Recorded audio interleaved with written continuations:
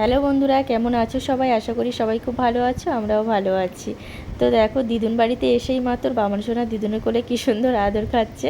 তো আজকে ভিডিওটা একটু স্পেশাল, কারণ বাবানের মানসিক চোকানো হবে, ওই জন্য। তা আমার মা মানসিক করেছিল আমাদের পুরানো বাড়িতে পূর্বপুরুষের এক মন্দির আছে, ওখানেই মানসিকটা চোকানো হবে মহোৎসবের দিন। তো আজকের মহোৎসব, যে জন্য বাবানের ওজনে 10 কেজি বাতাসা নেওয়া হয়েছে।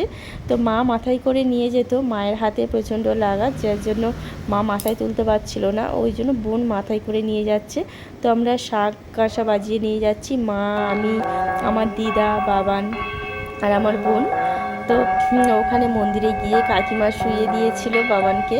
বাবান খুব কান্নাকাটি করছিল, ঠাকুরের সামনে শুইয়ে দিয়েছিল।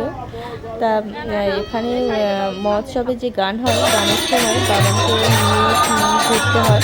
তো আমার কাকা বাবানকে ওই জন্য কাঁধে করে নিয়ে ঘুরছি, যেহেতু ওর মানসিক ছিল ওই জন্য।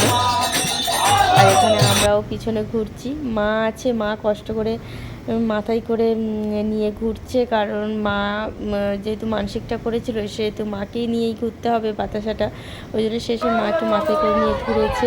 আর আমি, আমার বাবা, মা, তারপর আমার দাদার মেয়ে ছেলে সবাই মিলে বাতাসাগুলো ছড়াচ্ছি, অনেকগুলো বাতাসা তো ওই জন্য। তা সবাই বললো, তো ছেলে যেহেতু মানসিক, তুই ছেলেকে কোলে নিয়ে বাতাসাটা ছড়া। আবার বাবানকে কোলে নিলাম, আর আমার শ্বশুরমশাইকে বললাম তুমিও একটু বাতাসা ছড়াও। তো উনি শেষে এক মুঠো বাতাসা নিয়ে ছড়িয়ে দিল। তো ভিডিওটা কেমন লাগলো বলো, যদি ভালো লাগে একটা লাইক কমেন্ট করো। আর যারা ইউটিউব থেকে দেখছো তারা পেজটাকে সাবস্ক্রাইব করে নিও, আর যারা ফেসবুক থেকে দেখছো তারা পেজটাকে ফলো করে দিও। তো টাটা, বাই বাই, সবাই ভালো থেকো, সুস্থ থেকো, আবার দেখা হবে অন্য কোনো ভিডিওতে।